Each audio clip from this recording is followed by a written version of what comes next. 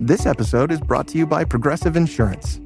Fiscally responsible, financial geniuses, monetary magicians. These are things people say about drivers who switch their car insurance to Progressive and save hundreds.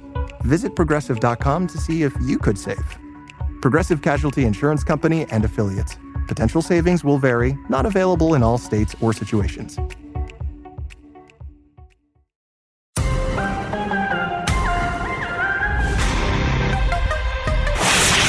This is the Jeanine Pirro Show. Now, here's Judge Jeanine Pirro. Welcome back to the Judge Jeanine Tunnel to Towers Foundation Show. Joining us now is the Chief Executive Officer, Government LexisNexis Risk Solutions, Haywood Talcove. Please join me in welcoming Haywood to the Judge Jeanine Tunnel to Towers Show. And let me just tell you a little bit about Haywood so you get a sense of what his expertise is. He is involved in overseeing strategic business activities, and he also serves as CEO for LexisNexis Special Services. And he is someone who is a passionate advocate for children. He served on the board of the National Center for Missing and Exploited Children, an organization close to my own heart, and the DEA Educational Foundation. So, Haywood, I must tell you, why do I think that you've got a law enforcement background? I don't, but I love law enforcement because I see them every single day making our communities safer. Yeah, you know, when I first heard you speak, Haywood, I must tell you, I got the cop vibe. And, you know, as someone who spent 32 years in law enforcement, I'm usually pretty good at that. So I think you're kind of quasi cop. But you are a cop as it relates to what's going on in this country and the waste in government. And so now that we have the president who is looking at finances and, you know, we're seeing all of this money going to people it shouldn't go to, not NGOs it shouldn't go to, non-government organizations. So we're not just talking about fraud in that regard, but there's also abuse. I mean, I see many layers to this. And you talked about $1 trillion during COVID that was misspent. Can you start with that? Yeah, that's what really got me incredibly passionate about this. During the pandemic, watching the dark web and seeing these criminal groups, the transnational ones, Romania, China, Russia, Nigeria, start stealing money at scale in our unemployment insurance program, our PPP program, rental assistance. And it blew my mind. I'm like, how can we have this much money, which is intended to help people, get used for things like child trafficking, terrorism, and drugs? And what really frustrated me is no one seemed to care. Everyone kept on talking about the fact that we have to get the money out quickly. And I'm like, it's not going to people that need it. It's actually going to criminal organizations. Right. And, you know, the amazing part of it is, you know, that the prosecutor and me, I mean, this is very simple. Old crimes are being committed in new ways. And so this fraud, which you yourself estimate that there is 20% fraud in the government expenditures, whereas in the private sector, in private business, there's 3% fraud. I mean, it's almost as though the government is like, whatever. And, you know, when you think about it, how many times did Joe Biden talk about bloated government or overspending? Yeah, no, it's one of those things where the government isn't using the technology that the private sector uses. I mean, the analogy I have is you go to your local bank, tell them that you need a loan, you provide the information, and they're like, that's fine, Judge, here's $500,000. Right.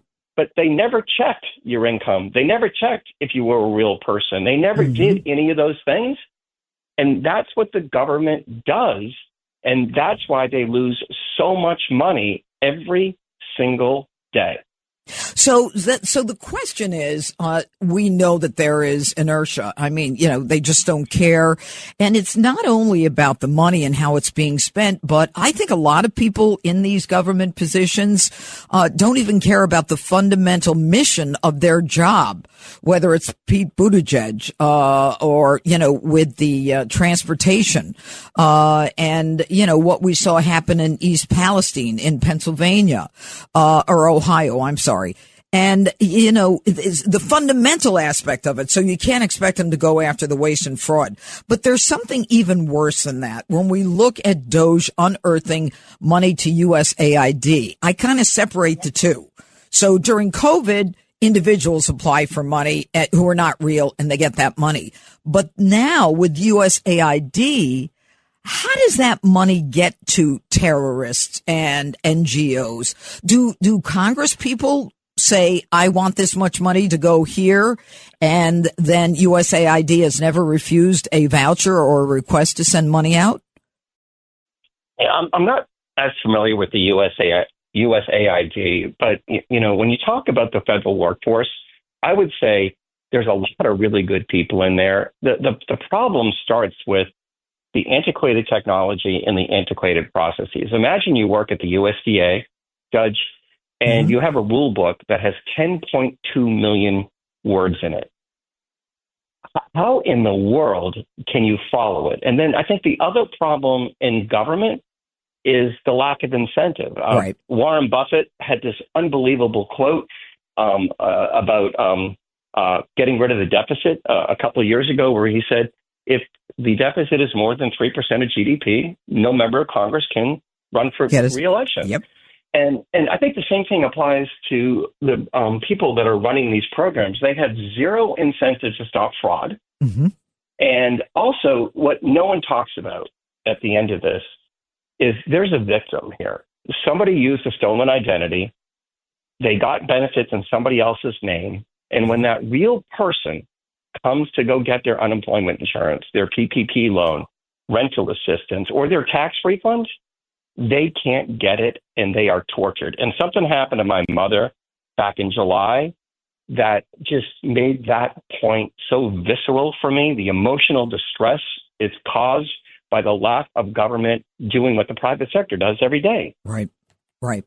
Yeah. And the fact that there isn't anyone looking out for us. But, you know, that's kind of the reason in some small way that we have the civil service laws that are so tough, because the belief that institutional knowledge and these people, irrespective of who comes in, will continue the work of the government. I mean, it's backfired because they don't care either. So you have these, let's admit it, you know, the politicians are temporary. They go in and out of government, and you're hoping that the workers and, you know, the middle management and, you know, they're watching out for the taxpayer, but no one's watching out for the taxpayers for our money that's being given away, or as you say, the individual whose identity has been stolen. And I think that what we're going to see with President Trump, and tell me if you agree, is that he's just putting an end to it, like FEMA. New York City this past week, you know, $59 million, and then to New York City for illegals. And, you know, New York City comes out and they says, of the 59, only 19 million was for hotels. Well, heck, should I feel better? You say the rest is for food and protection? 19. So you got another $40 million. Where is that going? No one's watching this. They're bumping up the prices of the cost of the hotels. They're saying they're not in luxury hotels, but many of them are in luxury hotels. You couldn't get a hotel in New York City 2 summers ago because they were filled with illegals. I mean, this is the breakdown of our society. Where I go is we're $36 trillion in debt. And it's increasing $1 trillion every 100 days. It's completely unsustainable, right? You can't spend more on debt service than you do on defense. And if you just go back to, you know, you can save $1 trillion a year just by doing what the private sector is doing. And the money that you're saving was going overseas. 70% of the money during the pandemic went to those transnational criminal groups. So why don't we start doing it? Like, it makes it easier for people. It makes it easier for the people that are working in the administration trying to administer these programs. But, you know, it's the insanity of how easy it is. And you mentioned you're a prosecutor. Obviously, everyone knows that. It's time to start prosecuting these individuals. Right. Government has become the mark for these criminal groups because it never runs out of money. Yep. And number two, you never get caught. Yep. right? It's time to start getting that Department of Justice and those state AGs to fixate on these criminal groups, put them where they belong, which is in jail, and hold them accountable for doing what they've done. Well, you're so right. And, when I was the DA, one of the things that I went after, I came across a Medicaid mill. And what would happen is if someone had an accident, apparently someone in the police department would contact someone they had this whole thing set up who would then call the person who was in the accident and say, we're with the medical group, X medical group, and we see that you're in an accident. We want to make sure you're okay. And there's no cost to you. Are you feeling any aches and pains? Sure. They go in and then they recommend this treatment, that treatment, the other treatment. They recommend that they go to the doctors or for treatment in a private vehicle because the bus is too difficult for them. They recommend that they get massages. I mean, it was tens of millions of dollars, and this was just in Westchester County. And I remember saying to myself, where the hell is the AG? Why are they being so, political? Why are they not going back to their mission, which is the destruction of, these Medicaid mills, all the fraud, because nobody cares. It's not sexy. It's not great headlines. But I'm telling you, Donald Trump is going to change it. Yeah. When you talk about that stuff, I talked about the transnational criminals, the organized criminals, but to me, the worst are the insiders, the individuals that work in those agencies that understand those processes and systems and steal from the very people they're trying to help. And those are the people that need to be held accountable. I think it was in California last week, they busted a group of individuals that work for the state that stole $50 million in 4 months from Medicaid. Oh my gosh. I mean, how do you steal $50 million? How did nobody take a look at that and say, that looks kind of odd to me? Yep. How pathetic is that? You know what? I think it's a reflection, Haywood Talcove, of the fact that not only is no one looking, but there is some sense of entitlement by people in government that they're in the federal government, that they're entitled to their job, that no one's going to take it away from them because they have civil service protection, that they're going to, go to whatever conference their agency is going to send them to. And, it's a skate for them. SKATE. And the truth is, Donald Trump, by coming in and saying, I'm going to buy you out at this point, just retire, is saving us money because these people just don't want to work. They don't have the work ethic. How is it that like 90% of them are not in the office? Office buildings are empty. We're probably paying the rent on those buildings. No one thought to tell them to come back to work. And Joe Biden ends up extending their remote work until 2029 with an executive order. Give me a break. Yeah, but it goes beyond that, though. When you have these processes and systems that are so fundamentally flawed, working in that environment is so frustrating, right? Like I mentioned to you, my mother had a horrible situation over the summer. And as much as these people wanted to help, they had to follow their rule book. And their rule book takes an attorney, an accountant, and it's just really hard. And like my mother, 83 years old, great woman, she's doing wonderful, but she can't fight the system, right? And so like part of me is like, it's you have to go ahead and you have to overhaul the process. Like if I can order something on Amazon and Jeff Bezos can have it to my house in an hour, why in the world do some of these things take so long? I don't know. I don't know. It's crazy. And the other part, like just the insanity of the PPP fraud that took place. You had a do not pay list, Judge. Yeah. All they had to do was take the name on the do not pay list and match it to the loan. Yep. And 40% of the money wouldn't have gone out. Why? Well, because there's a crazy law that was passed in 1974 called the Privacy Act that doesn't allow it. Come on. Interesting. I didn't realize that. Really? That's really about privacy? That's what that came down to? The Privacy Act actually enables criminals. It doesn't help with privacy. So explain that. I mean, don't they renew this? Or is that just... That thing's got so much dust on it, and I don't think people understand it. Well, obviously, the people in government have interpreted it in a way that's, that doesn't protect us. Yeah, I think that's fair. I think the people that are running the agencies are very conscious of following the law. And at the same time, the criminals understand that law prevents the things that need to happen to make sure the payments go to the right people. I mean, it's stunning. Well, but not only do they not look at it or certainly prosecute, nobody looks to get the money back. The idea of a clawback, which is what President Trump is talking about now with all this funding, he clawed back $80 million for illegals in New York City. And by the way, they've spent $7 billion on illegals in New York City. The president's like clawback, and they're like, oh, it's unconstitutional. It's unconstitutional. You can't do it. You can't take the money. Yeah. Well, I was asked that question yesterday when I was testifying, right? And it's like, okay, so if you go back to the pandemic and unemployment insurance, $250 billion was stolen from American taxpayers. Oh, my God. 70% goes overseas. To date, only $5 billion has been returned. Yeah. So the idea is not to let the money go to the bad person initially. In the first place. It's really hard to get it back. So if I go to, your local bank and say, hey, I'm the judge and I need $1,000 out of my checking account, like, they're going to go through a bunch of things. Like, do you have an ID? Can I see your signature? Yep. And in government, we just give it out. Yeah. And then when we realize the money's been stolen, we try to track you down. Yep.